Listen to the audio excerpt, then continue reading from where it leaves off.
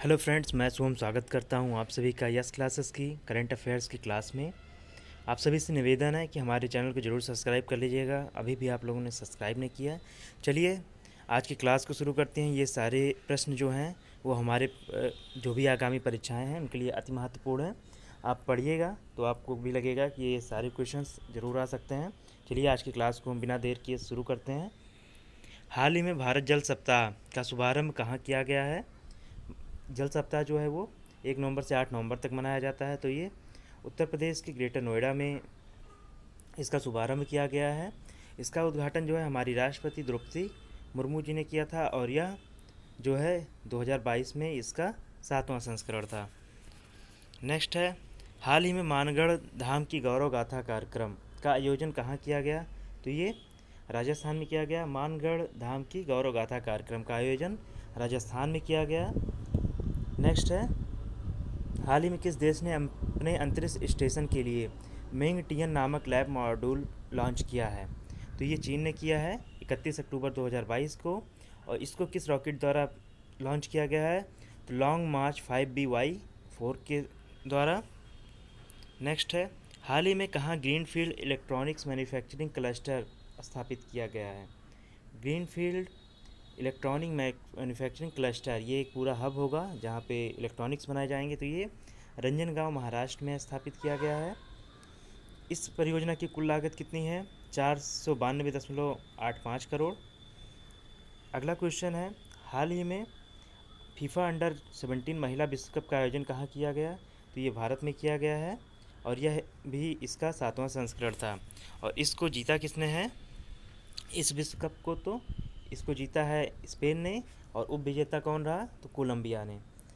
इस महिला विश्व कप में जो है 16 टीमों ने भाग लिया था और इसका शुभंकर जो था वो इभा एशियाई शेरनी है उसको कहा जाता है।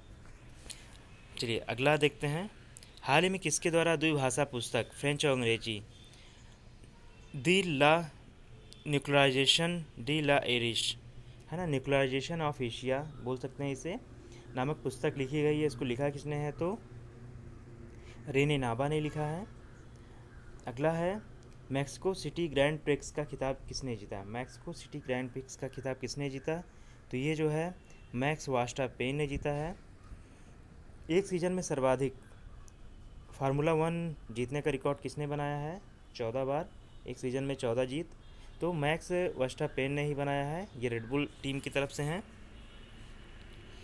नेक्स्ट है, हाल ही में सैमसंग इलेक्ट्रॉनिक्स का कार्यकारी अध्यक्ष किसे नियुक्त किया गया है? तो ये नियुक्त किया गया है ली जे योंग को। ब्राज़ील का राष्ट्रपति हाल ही में किसे नियुक्त किया गया चुना गया है?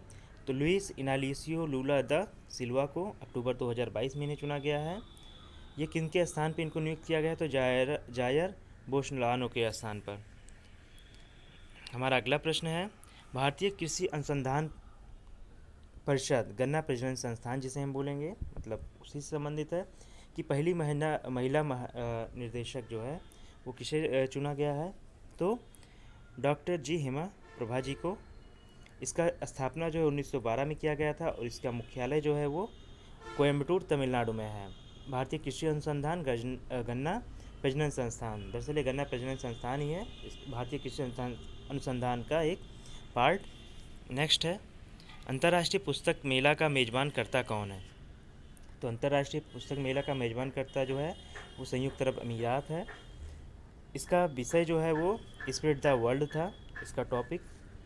हाल ही में आर्थिक रूप से कमज़ोर वर्ग के लिए किस योजना के तहत फ्लैट आवंटित किए गए? तो स्वस्थानीय परियोजना। यह परियोजना जो है वो दिल्ली सरकार की है।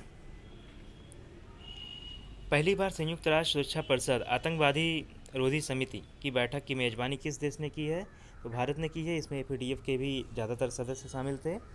UNSCTC के 2 दिवसीय बैठक में जो है भारत के किन शहरों में आयोजित की गई? तो मुंबई और नई दिल्ली में इनका आयोजन किया गया है और इसका आयोजन जो है 28 से 29 अक्टूबर 2022 के मध्य में किया गया था। मोस्ट इम्पॉर्टेंट टॉपिक है, पहली बार भारत में हुआ और पहली इसकी बैठक भी थी। इसका जो विषय है वो क्या था? थीम पूछा जाता है, आतंकवादी उद्देश्यों के लिए नई और उभरती प्रौद्योगिकी के उपयोग का मुकाबला करना। भारत की तरफ से इसकी अध्यक्षता जो है वो रुचिरा कंबोज जी ने किया था। नेक्स्ट है 41वां अंतर्राष्ट्रीय पुस्तक मेला का आयोजन जो कि संयुक्त अरब अमीरात में किया गया। इसका आयोजन जो है वो संयुक्त अरब अमीरात के जो है वो शारजाह शहर में किया गया था।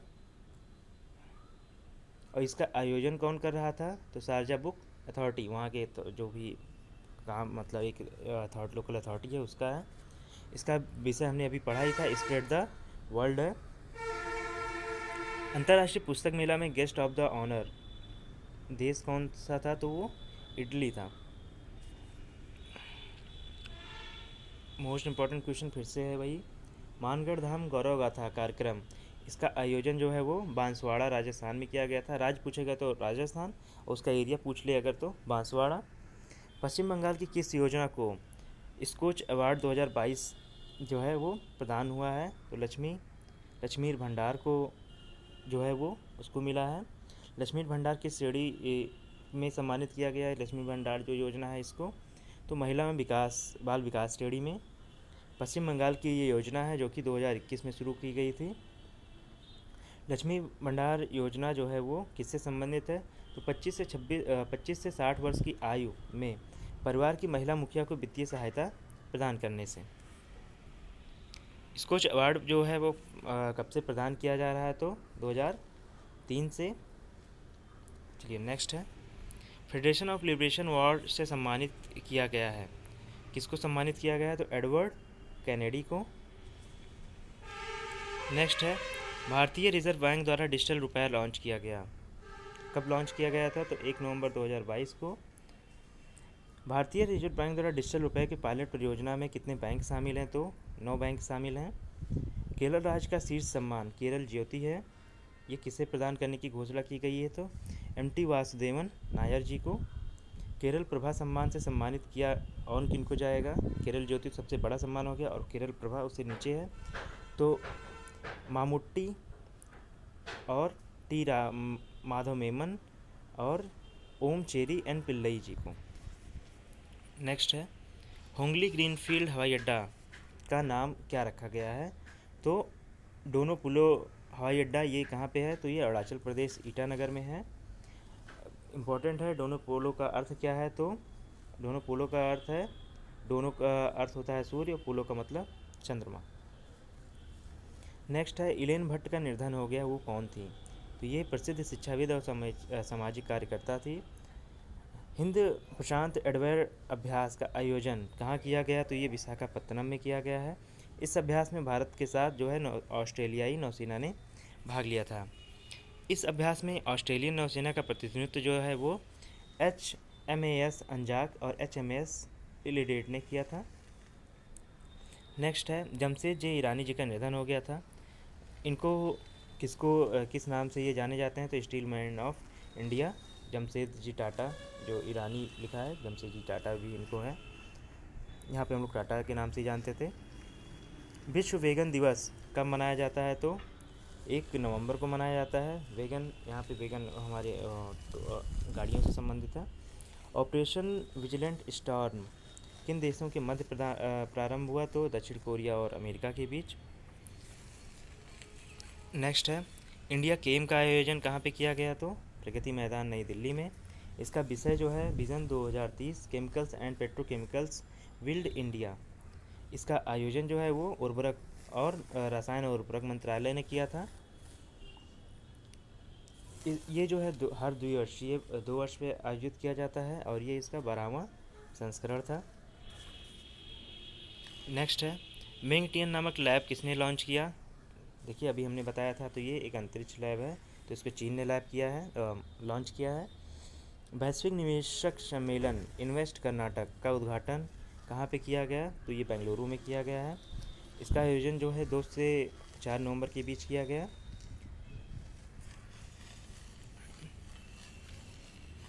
चलिए मोस्ट इम्पॉर्टेंट क्वेश्चन का फिर से रिपीट है, फिर से हम लोग देख लेते हैं।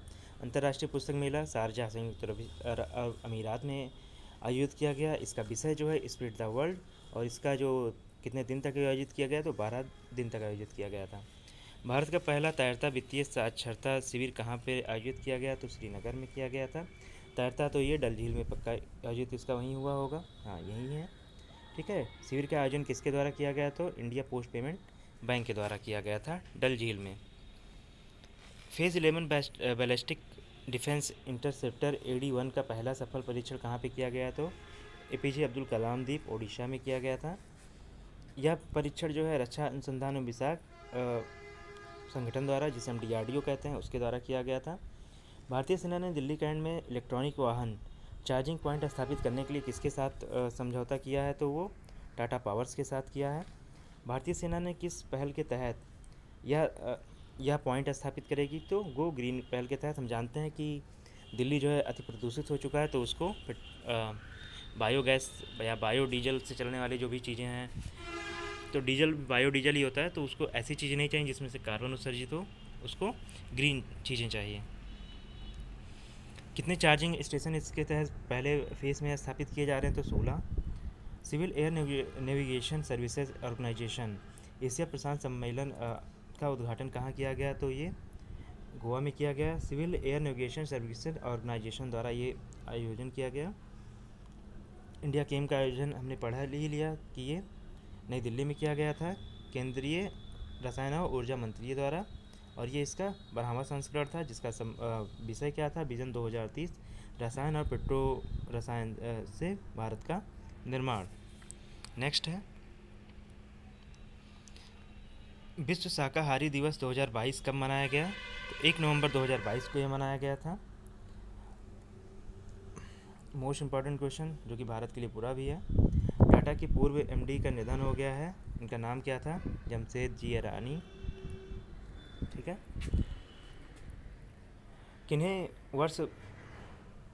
किस वर्ष भारत सरकार द्वारा पद्म विभूषण सम्मान प्रदान किया गया था इनको? तो 2007 में इनको पद्म विभूषण भी मिल चुका है।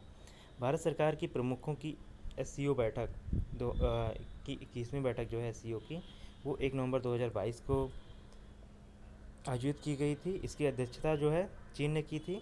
सरकार के प्रमुख जो हैं जितने भी SCO से हैं, इसका भारत में इसका प्रतिनिधित्व जो है भारत से हमारे विदेश मंत्री डॉक्टर S जयशंकर जी ने किया था। भारत ने किस देश के शरणार्थी शिक्षा और स्वास्थ्य आदि हेतु आर्थिक मदद प्रदान की? किस देश को? तो फिलिस्तीन को की है।